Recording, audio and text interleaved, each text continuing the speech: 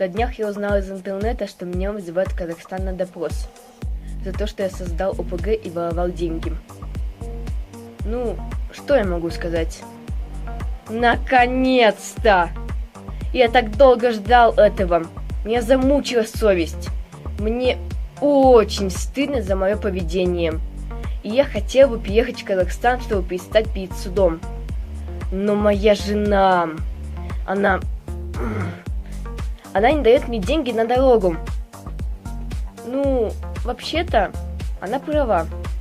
Ведь это вы меня зовете. Поэтому и за проезд должны платить вы. В общем, я готов выехать в любой момент. Вот только шнурки погладить надо.